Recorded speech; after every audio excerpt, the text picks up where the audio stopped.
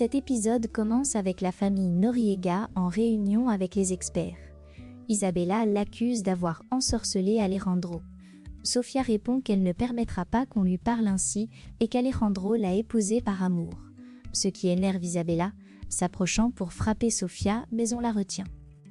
Les conseillers demandent à tout le monde de se calmer. Un conseiller explique qu'Alejandro n'avait pas de réseaux sociaux et ne protégeait pas sa vie privée pour des raisons de sécurité. Sofia s'étonne et dit qu'il parlait pourtant facilement avec les gens lors de leur mariage au kiosque.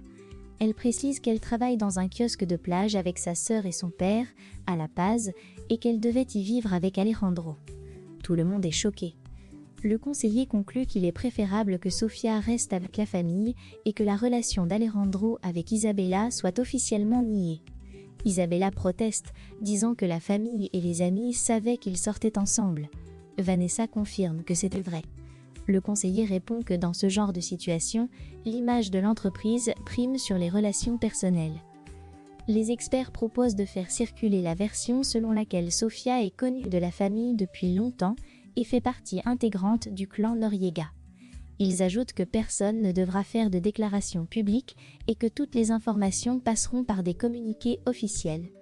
Lucia accepte et dit que la priorité est d'empêcher la chute des actions en bourse.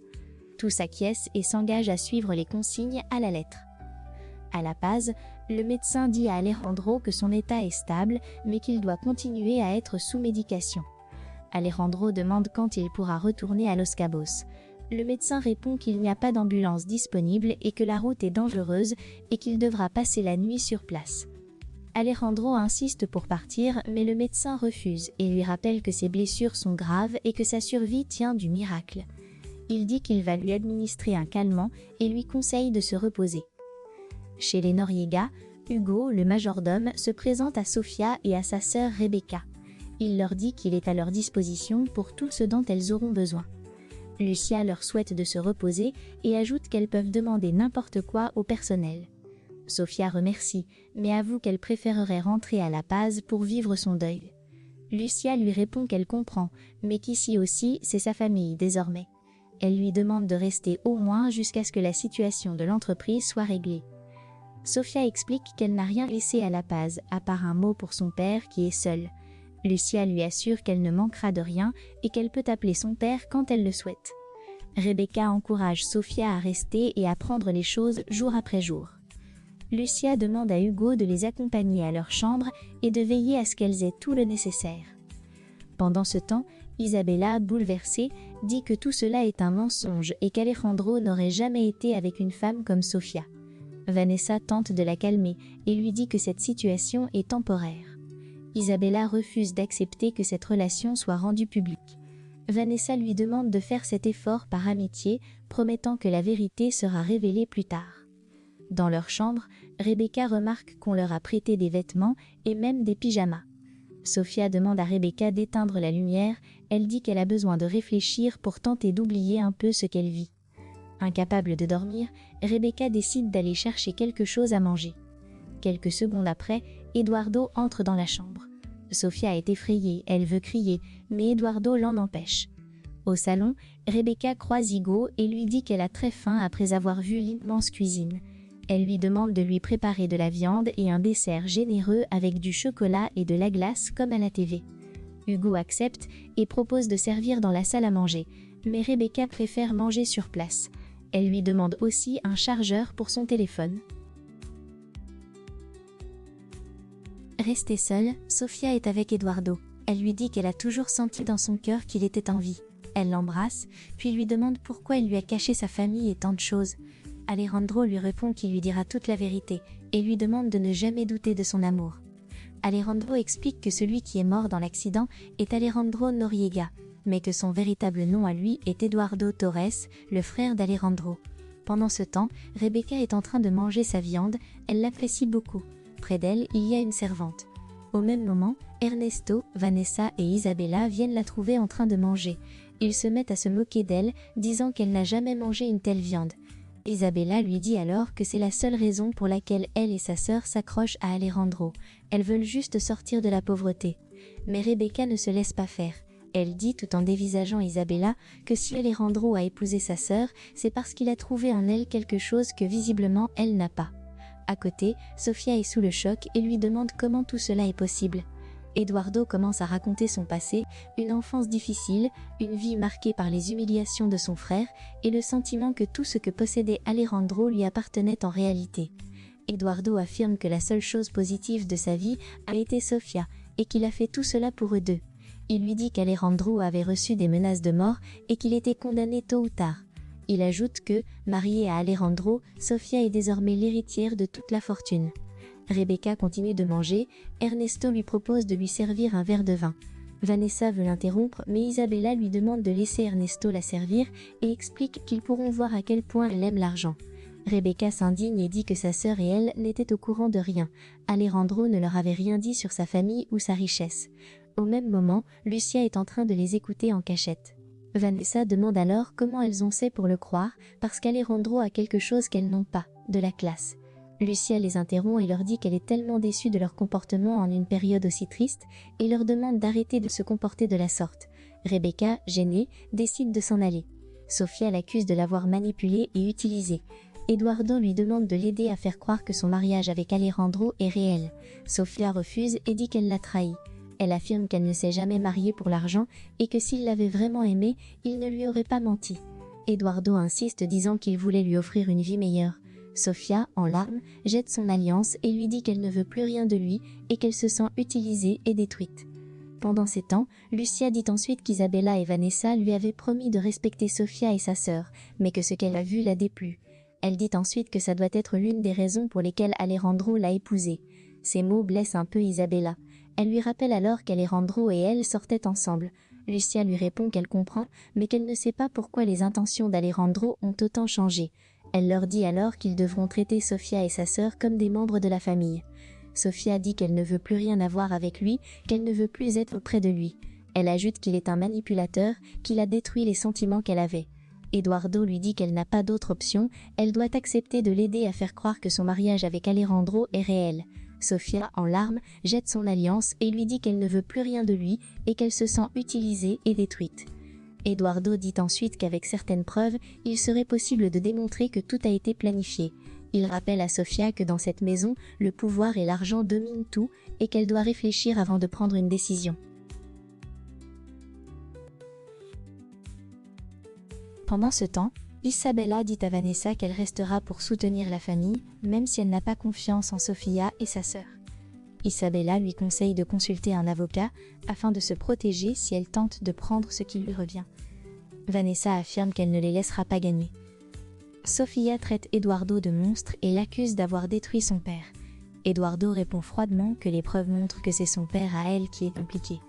Il lui montre une vidéo avec une date antérieure au mariage. Sofia nie et dit que son père n'aurait jamais fait ça. Eduardo affirme que la seule chose qu'elle doit faire est de dire qu'elle s'est mariée avec Alejandro. Il explique que lorsqu'elle sera reconnue comme héritière et aura un siège au conseil d'administration, elle devra lui céder son vote. Il promet ensuite une vie de rêve, disant qu'il est le même homme dont elle est tombée amoureuse. Sofia refuse et tente de le gifler. Eduardo la menace alors clairement, disant qu'il a entre ses mains la vie de sa famille et s'en va. Sofia est dévastée. Ernesto est seul au salon avec un verre de vin quand Lucia vient le trouver. Il lui apporte un verre, puis se présente devant elle avec respect et lui dit qu'Alejandro lui faisait confiance et qu'il connaît tous ses projets. Il propose son aide pour l'entreprise. Lucia lui répond que si elle a besoin de quelque chose, elle le lui demandera et lui souhaite de se reposer. Il s'en va et la laisse seule. Peu après, Eduardo vient la rejoindre. Il lui dit être allé à La Paz et que le mariage est légal. Lucia lui dit alors que Sofia est une femme simple, belle et au bon cœur. Elle ajoute qu'elle comprend pourquoi Alejandro l'aimait. Eduardo affirme qu'il faut désormais donner à Sofia la place qu'elle mérite et faire savoir qu'elle est la femme d'Alejandro. Au bar de La Paz, Poncho discute avec son ami. Celui-ci lui remet de l'argent issu de ventes illégales. Poncho semble troublé et dit que l'argent peut empoisonner l'âme. Il refuse finalement l'argent et paraît inquiet, laissant entendre qu'il regrette certaines décisions prises pour aider sa famille. Son ami est perdu. Sofia est dans sa chambre, totalement en panique.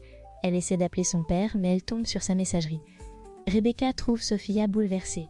Sofia lui révèle qu'Alejandro n'est pas Alejandro mais Eduardo et qu'il l'a utilisé pour hériter de la fortune de son frère. Elle dit qu'il prévoit de les accuser, elle et son père, de la mort d'Alejandro. Rebecca, choquée, tente de comprendre et lui demande de rester calme. Le lendemain matin, Sofia n'a pas pu fermer l'œil tellement elle est en colère. Elle dit à Rebecca que Lucia devrait connaître la vérité. Rebecca lui dit qu'il n'en est pas question. Elle ajoute qu'Eduardo les enverra en prison si elle parle. Rebecca lui demande de ne pas être égoïste et de penser à leur père et à elle. Sofia se sent trahie et humiliée. Rebecca quitte la pièce pour prendre un café afin de se calmer. En sortant, Rebecca tamponne Eduardo. Elle lui dit que Sofia est furieuse. Il lui demande alors de la convaincre de coopérer. Il promet une vie pleine de luxe pour toute la famille. Rebecca répond que Sofia n'est pas intéressée par l'argent. Eduardo réplique que Rebecca, elle, l'est peut-être. Ils sont interrompus par Lucia. Elle demande comment va Sofia. Elle voulait leur annoncer que le petit déjeuner est servi. Rebecca lui dit qu'elle a très mal dormi. Lucia dit comprendre que Sofia est mal dormie. Puis elle dit à Eduardo que le communiqué officiel est prêt et qu'il doit venir y jeter un œil, puis s'en va. Chez Isabella, sa mère l'appelle et lui montre l'annonce dans le journal concernant l'accident d'Alejandro. Elle constate qu'on ne la mentionne pas à l'intérieur. Isabella essaie d'expliquer en disant qu'on lui a conseillé de présenter la situation de cette façon pour le bien de la compagnie. Mais Karen, sa sœur, lui dit que cette famille ne la respecte pas, sachant qu'elle était en couple avec Alejandro. Isabella explique que tout ça n'est qu'une farce et que c'était la seule façon de soutenir la famille. Mais sa mère n'est pas du même avis et décide d'appeler Lucia pour la confronter. Dans les couloirs du manoir, Sofia tente de partir, mais Eduardo l'en empêche. Il la menace de prison, puis va plus loin en évoquant la mort possible de son père ou de sa sœur. Sofia le traite de monstre. Il lui ordonne de se taire. Isabella se plaint à sa mère, disant que tout est injuste et que la famille protège une imposture pour rassurer les actionnaires. Sa mère lui rappelle qu'elle lui avait conseillé de clarifier sa relation avec Alejandro. Isabella, en larmes, dit que la seule chose qu'elle peut faire est de continuer à soutenir la famille. Pendant qu'Eduardo essaie de retenir Sofia, Alejandro apparaît vivant, désorienté, avec les ambulanciers. Sofia s'effondre en le voyant. Tout le monde est sous le choc. À La Paz, Blanquita arrive chez Poncho, inquiète, et demande s'il a des nouvelles de Sofia et Rebecca.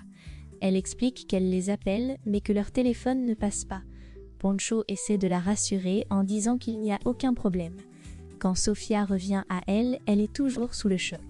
Rebecca demande à Eduardo maintenant ce qu'ils vont faire. Alejandro n'est pas mort, il est en vie. Blanquita a fait à manger à Poncho. Elle lui dit qu'elle fait ça parce que Sofia est sa meilleure amie, elle est comme sa sœur. Poncho lui dit alors que Sofia l'aime aussi beaucoup et lui demande de toujours rester à ses côtés. Il lui donne aussi le conseil d'être très attentive et de faire attention quand elle voudra se marier. À ces mots, Blanquita est un peu perdue. Pendant ce temps, Sofia s'énerve contre Eduardo. Il lui dit que tout devient plus compliqué maintenant qu'Alejandro est vivant. Il affirme que Sofia doit absolument continuer à jouer le rôle de l'épouse. Mais Sofia refuse, en disant qu'Alejandro va se rendre compte que c'est un mensonge.